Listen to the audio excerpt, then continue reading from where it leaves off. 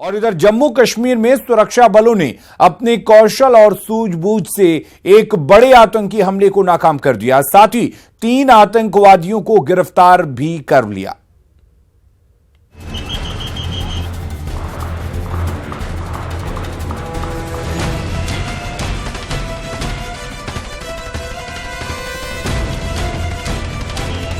चारों ओर से सुरक्षा बलों और उनकी गाड़ियों के बीच घिरी गाड़ी आतंकवादियों की है। इस गाड़ी में 3 आतंकवादी सवार हैं। इस पूरे ऑपरेशन पर हेलीकॉप्टर से नजर रखी जा रही है। यहां छोटी सी चूक से बड़ा हादसा हो सकता है, लेकिन जहां सुरक्षा बलों की सूझबूझ और कौशल हो, वहां चूक के लिए कोई गुंजाइश नहीं है।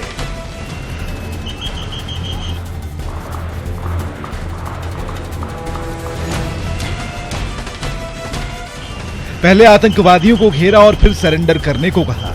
आतंकवादी हथियारों और विस्फोटकों से लैस थे, लेकिन सुरक्षा बलों ने उन्हें सोचने तक का मौका नहीं दिया और 3 आतंकवादियों को धर दबोचा। ये पूरा वाकया कैसे हुआ, चलिए आपको बताते हैं। सुरक्षा बलों को इन आतंकवादियों के बारे में जानकारी मिली। ये आतंकवादी जम्मू श्रीनगर हाईवे पर एक कार में सवार थे। श्रीनगर के बाहर परेपुरा नाके पर इस कार को रोका गया। कार सवारों की संदिग्ध गतिविधि देखते ही सुरक्षा बल अलर्ट हो गए। इस कार को 2 अन्य गाड़ियों से रोका गया और चारों ओर से इसे घेरा गया। कार में सवार तीनों आतंकी जैश-ए-मोहम्मद के सदस्य हैं। इनके नाम शाहिद भट्ट, रईस हुर्राह और इशाक लोन बताए गए हैं। इनके पास से भारी मात्रा में हथियार और विस्फोटक बरामद हुए हैं। इन आतंकवादियों से सुरक्षा एजेंसियां पूछताछ में जुट गई हैं। ये बात भी तय है कि सुरक्षा बलों ने अपनी सूझबूझ और कौशल से एक बड़े आतंकी हमले को नाकाम कर दिया। अगर ये आतंकवादी सुरक्षा बलों के हाथ से निकल जाते या सुरक्षा बलों से घिरने पर विस्फोट से कार को उड़ा देते तो बड़ा हादसा हो सकता था। Bureau report, news 18 network.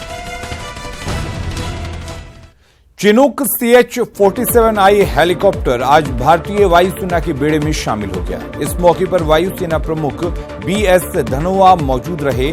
Chinook CH-47I helicopter का निर्माण अमेरिकी कंपनी बोइंग ने किया है और ये एक एडवांस्ड मल्टी मिशन हेलीकॉप्टर है।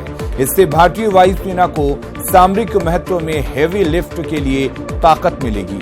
ये मानवीय सहायता और लड़ाई दोनों में अहम भूमिका निभा सकता है।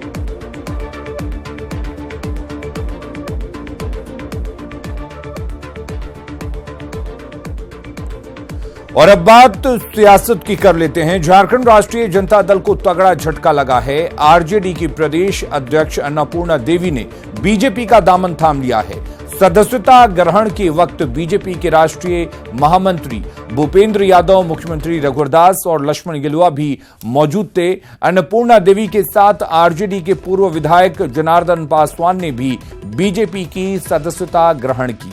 अन्नपूर्णा देवी को किस लोकसभा सीट से टिकट मिलेगा, ये केंद्रीय चुनाव कमेटी तय करेगी, लेकिन ये माना जा रहा है कि अन्नपूर्णा देवी कोडरमा सीट से चुनाव लड़ सकती हैं। अन्नपूर्णा देवी के सियासी स्टैंड के बाद आरजेडी ने उन्हें पार्टी से निष्कासित कर दिया है। उनकी जगह पर झारखंड आरजेडी का प्रदेश अध्यक्ष गौतम सागर राणा को बनाया गया है।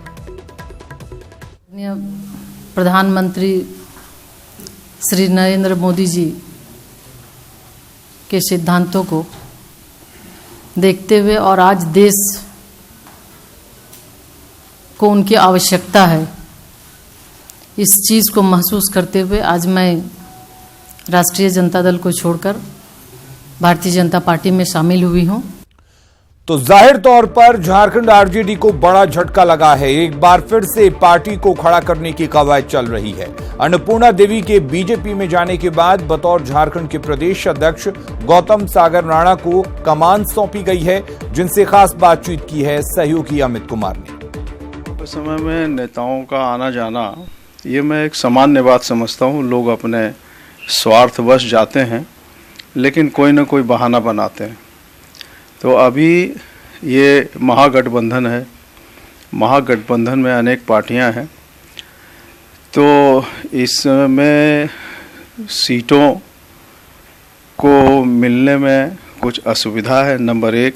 नंबर 2, श्रीमती अन्नपूर्णा देवी ने राष्ट्रीय जनता दल में कभी भी चुनाव लड़ने के बारे में उन्होंने एक शब्द भी कहीं नहीं कहा, न तो राष्ट्रीय अध्यक्ष जी को कहा, न कार्यकर्ताओं को कहा, न राज्य कार्यकारिणी में कहा कि मुझको लड़ाया जाए। लेकिन उनके मन में था और वो श्री भूपेंद्र यादव जी से पिछले 2-3 महीनों से संपर्क में थी, उनके आदमी भी संपर्क में थे, इसलिए कोई न कोई एक बहाना बना करके वो गई हैं। लेकिन एक बड़ी बात है कि एक तरफ अपने जो महागठबंधन के सहयोगी हैं उनसे तालमेल बनाना, दूसरी तरफ अपने नाराज साथियों को फिर से मनाना बड़ी चुनौती नहीं लगती आपको? और इन चुनौतियों को कैसे आप निपटाएंगे, कैसे आप इन चुनौतियों को? मेरा सारा जीवन चुनौतियों में ही बीता है और अभी राष्ट्रीय जनता दल में अन्नपूर्णा देवी के पहले मैं अध्यक्ष था। पार्टी उस समय में काफ़ी विकसित हुई, पार्टी का राज्य कार्यालय बना, पार्टी की गतिविधियां काफ़ी बढ़ी, तो मुझको फिर से पुनर्जागृत करना है। तो अब पार्टी को नए सिरे से बातचीत होना है और पार्टी में पूरा उत्साह है। 24 जिलों के अध्यक्ष में से एक भी अध्यक्ष नहीं गए हैं, पार्टी के कोई पदाधिकारी नहीं गए हैं, पार्टी का कोई कार्यकर्ता नहीं गया है। ये जो सब पार्टी की सबसे बड़ी जो पूंजी होती है वो इंटैक्ट है। अन्नपूर्णा जी इंडिविजुअल गई हैं और उनके क्षेत्र के कुछ लोग जा सकते हैं। आरजेडी सुप्रीमो लालू प्रसाद के जेल में होने से महागठबंधन में मैनेजमेंट को लेकर दिक्कतें आ रही हैं। ये बयान है आरजेडी नेता रघुवंश प्रसाद का। हालांकि रघुवंश प्रसाद ने पार्टी में मजबूती का दावा भी किया। चूंकि गरीब आदमी पूछ रहा है कि हमारा रहनुमा जेल में है, साजिश करके बंद किया गया है, तो लोग अपने को लालू यादव समझते और सब गरीब भाई एकजुट है, तो इसलिए हमको मजबूती है। लेकिन कमजोरी यह है कि बाहर में रहते तो सब मैनेजमेंट देखते करते, उन्हीं के भीतरी रहने के चलते ही महागठबंधन में 19-20 लोगों को बुझा रहा है। दरभंगा सीट पर विचार विमर्श गहन छानबीन जारी है। कब तक होगा सर? तो बहुत शीघ्र नॉमिनेशन डालने से पहले सब तय हो जाएगा। और बिहार में कई ऐसे नेता हैं जो बड़ी पहचान तो रखते हैं, लेकिन उन्हें ना तो एनडीए ने स्वीकार किया है और ना ही महागठबंधन ने। ऐसे में वो अलग से ताल ठोकने की तैयारी में हैं। अगर वो चुनाव लड़ लेते हैं तो वो उस क्षेत्र का समीकरण खराब कर सकते हैं। हालांकि दोनों खेमे इस बात को सिरे से खारिज कर रहे हैं।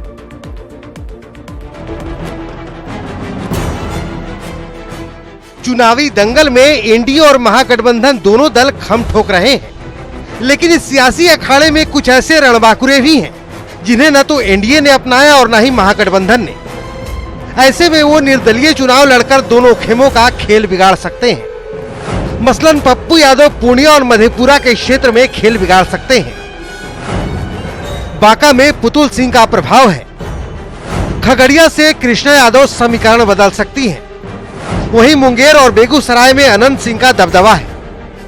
ये तमाम नेता अगर बतौर निर्दलीय उम्मीदवार चुनाव लड़ते हैं तो एनडीए और महागठबंधन दोनों के उम्मीदवार को नुकसान हो सकता है। विशेष परिस्थिति में ये चुनाव जीत भी सकते हैं। नागमणि एक की बात करते हैं, वो पूर्व केंद्रीय मंत्री हैं, वो पहले अभी आरएलएसपी में थे, उससे पहले वो समरस समाज पार्टी बनाए हुए थे। तो तमाम इस तरह के वो कई बार ऐसा देखने को आपको मिलेगा कि ये लोग हमेशा पाला बदलते रहते हैं। और आगे अभी देखिए पुतुल देवी हैं, पूर्व केंद्रीय मंत्री दिग्विजय सिंह जो थे उनकी पत्नी हैं, बांका से हैं। बांका से दिग्विजय बाबू भी निर्दलीय चुनाव लड़े थे। जब उनका टिकट कट गया था तो वो और अपने वो जीत करके आए थे भारी बहुमत से। हालांकि एनडीए और महागठबंधन के नेता इस फैक्टर को नहीं मानते। उनका मानना है कि मुकाबला केवल और केवल एनडीए और महागठबंधन के बीच है। निर्दलीय कोई नहीं लड़ेंगे, सब भारतीय जनता पार्टी के कार्यकर्ता निर्दलीय लड़ने की बात कर रही हैं, लेकिन वो पार्टी से बाहर नहीं जाएंगी। महागठबंधन को तो इससे फर्क नहीं पड़ने वाला है। जनता का रुझान महागठबंधन की तरफ है, तो महागठबंधन को फर्क नहीं पड़ेगा। एनडीए को जरूर फर्क पड़ सकता है। जैसे जैसे सियासी तापमान बढ़ेगा कई और बांकुरे बवाल काटेंगे, क्योंकि सियासत हमेशा अवसर तलाशती है। ब्रिजम पांडे, न्यूज़ 18 पटना। और पप्पू यादव ने तमाम अटकलों पर विराम लगाते हुए मधेपुरा लोकसभा क्षेत्र से चुनाव लड़ने की घोषणा कर दी है। पप्पू 28 मार्च को अपना नामांकन दाखिल करेंगे। मधेपुरा में पप्पू यादव ने कहा कि उन्हें 28 दिनों तक महागठबंधन में शामिल करने के लिए भरमाया गया, लेकिन वे अब फैसला ले चुके हैं कि वे अपने दम पर चुनाव लड़ेंगे। यहां पर सांसद हूं, प्रेजेंट सांसद हूं, मैं लड़ने नहीं आया हूं, लड़ने कोई और आया है, हमें घर से भगाने कोई और आया है। और उसके बाद 28 दिन गाली सुन के मैं गठबंधन के लिए पागल था। हमने निर्णय लिया कि मुझे मधेपुरा से चुनाव लड़ना है, मैं मर जाऊं, मुझे मार दे, मैं मधेपुरा ही रहूंगा। और 28 तारीख को 11:30 बजे नॉमिनेशन दूंगा। चुनाव प्रचार अभियान को लेकर बांका पहुंचे आरजेडी नेता तेजस्वी यादव ने राज्य सरकार पर कई मुद्दों को लेकर निशाना साधा। बांका से आरजेडी उम्मीदवार जयप्रकाश नारायण यादव के समर्थन में चुनावी सभा को संबोधित करते हुए तेजस्वी यादव ने नीतीश कुमार पर फिर से जोरदार हमला बोला। उन्होंने कहा कि सरकार के इशारे पर आज भी राज्य में शराब माफिया जमकर पैसा कमा रहे हैं। साथ ही तेजस्वी यादव ने फिर से आरक्षण का राग आलापा। उन्होंने कहा कि अगर केंद्र में महागठबंधन की सरकार बनी तो आरक्षण का दायरा बढ़ाया जाएगा। हमारी सरकार बनेगी, राहुल जी प्रधानमंत्री बनेंगे तो हम सबकी ये लड़ाई होगी कि बेरोजगारी हटाओ, आरक्षण बढ़ाओ, जिसकी जितनी संख्या बढ़ी उसकी उतनी हिस्सेदारी मिलनी चाहिए। शराबबंदी की चालू है, होम डिलीवरी हो रहा है, होम डिलीवरी हो रहा है। जो 300 रुपए का बोतल तो 1500 में मिल रहा है। जो 300 रुपया 1500 रुपए का जो अंतर है, उतना रुपया कहाँ जाए तो आरसीपी टैक्स में जाए। आरसीपी टैक्स समझे, नीतीश जी का अलग से टैक्स चलता है पार्टी फंड के लिए, समझ रहा है कि नहीं चल रहा है कि वोट ले लेंगे फिर कहाँ सौदा करेंगे किसी को नहीं पता, किसी को नहीं पता। सिटी से जहां आगमकुआं में नालंदा मेडिकल कॉलेज अस्पताल के ऑडिटोरियम में होली के मौके पर अस्पताल के कुछ कर्मचारियों का शराब पीते वीडियो वायरल हुआ था। इसी मामले में अस्पताल अधीक्षक ने 3 सदस्यीय जांच कमेटी का गठन कर दिया है। जांच कमेटी 48 घंटे के अंदर अपनी रिपोर्ट अस्पताल अधीक्षक को सौंपेगी। अस्पताल अधीक्षक ने कहा कि मामला सत्य पाए जाने पर दोषी कर्मचारियों के खिलाफ कार्रवाई की जाएगी। दरअसल होली के मौके पर एनएमसीएच के कर्मचारियों का शराब पीते वीडियो वायरल हुआ था, जिसमें अस्पताल में कर्मचारी शराब के साथ जमकर ठुमके लगाते हुए नजर आ रहे हैं। 3 सदस्यीय जांच कमेटी बैठा रहे हैं, वो 48 घंटे के अंदर में रिपोर्ट देगी। उसके बाद फिर आवश्यक कार्रवाई की जाएगी। दोषी पाए जाने पर में उन लोगों को सख्त से सख्त विधिवत कार्रवाई की।